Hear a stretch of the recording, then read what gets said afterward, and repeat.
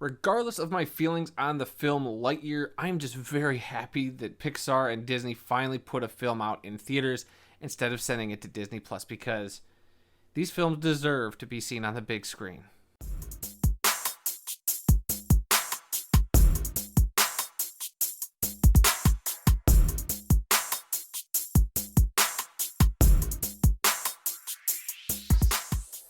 All right, so we have Lightyear, kind of a spin-off from the Toy Story franchise, but it's not really a spin-off because, well, so it's cool. So what I like about this is that it opens up and it says in 1995, Andy got a toy for his birthday, and that toy was based off of something, a character from his favorite movie. This is that movie. And so the Lightyear movie is a movie within the Toy Story universe. So those of you out there who are complaining that it's not Tim Allen doing the voice of Buzz and it's Chris Evans, our beloved Captain America, instead, you get used to it. It's fine. It's not the same Buzz Lightyear. They're totally different characters. There's the toy Buzz and then there's movie Buzz. And you know how whenever we get like toys and stuff, they always got like a knockoff actor to mimic the voice of the movie star, because that costs money to pay a big actor to do all that voice work for toys. So yeah, so it makes sense. Just so Tim Allen's voice in that universe is just the voice actor who was recorded into the Buzz Lightyear doll. Not a big deal, guys. So just move on from there, because this is a standalone science fiction film that, I was very, very excited about going into, because, all the trailers were really neat. It kind of gave me like a Lost in Space, kind of interstellar vibe.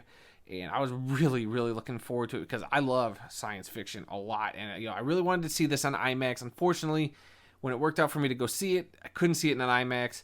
And, to be honest with you, I think they missed some opportunities for it to be like a great IMAX experience. And I guess I don't need to turn around and go see it in IMAX, because there was nothing in here that blew me away so much that I have to see that on the big screen. Like there's, it really didn't do a lot of the stuff I thought it would, which isn't bad. It definitely did some different stuff and went about this whole story in a whole different way that I wasn't expecting, which can be a good and bad thing for some people, because the trailers were definitely misleading. I won't say how they were misleading, but I'm just letting you know, you see the trailers, there's a lot of information they give you, and while it's kind of true, they definitely don't fall in place in the trailer the way you think, which is good trailer making. But anyway, so the story here is Buzz Lightyear is a space ranger / pilot for this mission, and they crash land on this planet, and they're stuck there for quite a bit of time as they figure out a hyperspeed formula using minerals and stuff from the planet to get them back off world eventually and get back home, or to continue their mission, one or the other. So here's the voice cast. The voice cast of Chris Evans as Buzz Lightyear is pretty good. He stands on his own as his own unique Buzz. I really dug the way his character was kind of handled. Gave him a lot of depth, and there's a lot of nuance there that I actually kind of appreciated. Then you have Uzo Aduba, who plays Alicia Hawthorne, who is Buzz's partner, Space Ranger. At the beginning of the film, they team up and they're, kind of the lead rangers for this expedition that they end up going on. And then you have Keke Palmer, who plays a grown-up version of Alicia Hawthorne's granddaughter, who is now Izzy Hawthorne, who ends up teaming up with Buzz in the future. If you've seen the trailers, there's a time jump in Buzz's in the future. So he meets the granddaughter, and they have to team up in order to fix a lot of the stuff going on. And through meeting her, you meet a couple of the other characters, one of which is voiced by Taika Waititi, which is always fun to hear him, come and play. And his voice work in this is actually really good. And another standout from this film, and the character that'll probably get all the toys sold, is that of Socks, voiced by Peter Sohn. Socks was a great fun character, had a lot of great bits in the film, a couple of really good reoccurring gags, which I thought were cute, and, really stole the show whenever they happen. So on the whole, I wasn't too crazy about this film. I'm going to be very honest with you. It's gorgeous, though. It is animated beautifully. Seeing it on the big screen is way better than seeing it on, at home on the Disney Plus on your TV. Even if you have a nice 4K TV, it's just so nice to see this in the theater on a nice big screen, where this type of animation really lends itself to the big screen. And I got a lot out of that. It was great to see these visuals. They put a lot of great hard work into it. It's just, for me, what lacked was all these great sci-fi concepts they kind of have throughout the film. They never really go there with it. Like, it's a Pixar film, so there are a couple of times where, you get hit in the heartstrings because of some emotional stuff that happens, and it got me. And I was like, all right, here we are, Pixar. First half hour, they're firing on all cylinders. This is great. And after the first half hour, the film, I guess, kind of coasts. I guess there's stuff they have to deal with, but it kind of all just, goes to some generic sci-fi routes. There's like video game-esque, like, all right, we have to do this task, and then we have to do this task to get to the next level. Then we have to do this task to get to the next level.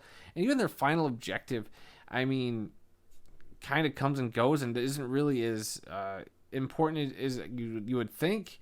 And then the way the movie just kind of ends just left me going, what was the real character journey for this whole film? Yes, I mean, everybody had an arc. I'm not saying they were bad character arcs. It's just I felt like everything was just so underwhelming a little bit. So going into this, I had really high expectations. And, I guess, you should stick to the rule that don't let your anticipation, become expectation, because then you're just set up for failure. And that's hard because, everybody gets excited for movies. I got excited for this, and it can let you down. And this one kind of let me down. Again, not a terrible movie, not one I'm going to rush back to the theater to see, but it's just so, Buzz has got a character arc, which I think is really interesting, and they could have delved in a little more into some of the trauma or some of the issues he's had, because when you see the beginning of the movie and why they're stranded there, Buzz puts a lot of that on his shoulders, and they kind of dive into that, and they kind of show his willingness to try to do what he has to do to complete this mission, which is to get this group of people off this planet, and he's so dedicated to that, almost to a fault.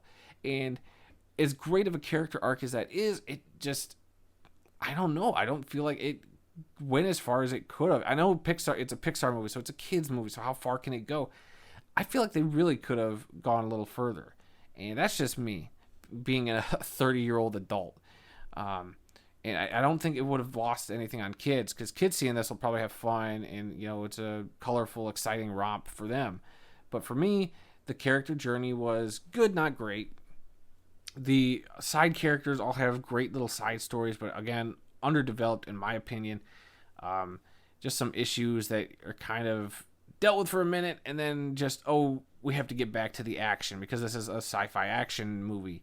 So they kind of have to feel like they have to get back to that, which I feel like they could have dived into so much more and could have resolved so much stuff in more interesting ways, and I just don't feel like it did. And so I think a lot of people will still enjoy this.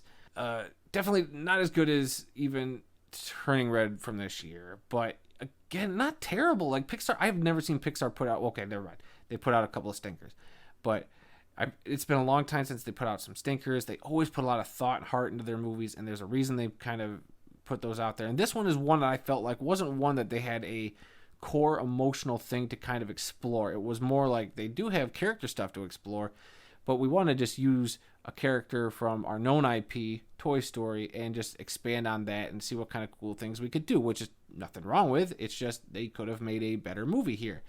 And that's just my opinion. That's why I'm giving this film a solid B, because it is not terrible, but it isn't great either. I even saw the Bob's Burgers movie. I didn't do a review for it, but I thought the Bob's Burgers movie was way more interesting and entertaining than this film, which, surprises me now seeing this film, because I thought for sure this would be a top 10 film for me this year, and it, after looking at my list, I don't think it's going to scratch my top 10, at all. It's not even going to sniff the bottom of the top 10. So, hey, take that for what you will. But, hey, look, if you got kids, take them to go see it. I think they'll have fun, and it is a good time. There's a lot of good laughs to be had. It's just, don't expect this to be the greatest Pixar film you're ever going to see. If you're just going by yourself, as an adult with your girlfriend, with your boyfriend, whatever. I mean, if you like the Toy Story franchise, there's definitely a lot of cool nods and homages to the Toy Story films in this, which I think is kind of clever how they did it and why it would make sense for some stuff that end up happening in the Toy Story movies. So if you see it, you get what I mean, because they definitely, there's a couple of scenes where you'll be like, that's exactly what happened in those movies. And so it kind of makes you go, oh, so the toy was kind of mimicking stuff from this movie. So I like that creative aspect of this.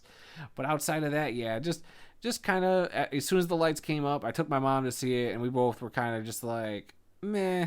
and whatever. I mean, everybody's gonna feel differently. But I also want you to know there are two, count them, two post-credit scenes after the film. Personally, I don't think they're worth sticking around for. The last one is just another attempt at a gag they do in the movie, which I was like, okay, that's kind of cute that they went back to this, but I sat through 8-9 minutes of credits to get to this. Kind of a waste. The middle credit scene, I guess, I don't know if it's a reference to something else, but I was just like, what was the point of that one? So, hey, if you want to stick around for them, hey, you do you. But for me, I would recommend to you to sit through them or not. I'd say don't. Don't even bother. As soon as the film is done, you can get up and go, and I don't think you'll miss anything. So, yeah. So that's my review for Lightyear, everybody. A little bummed that I couldn't give it a higher score, you know. But, hey, it is what it is. Again, gorgeous animation, a decent voice cast, you know. So, yeah. So, what do you guys think? Are you going to go see Lightyear? Did you see Lightyear this weekend? It is Father's Day weekend, everybody. So, maybe there's some dads out there who want to see this. Who knows? But, hey, leave your comments down below. Let me know what you're doing, how you're feeling about this movie. I'm very curious to know what people think.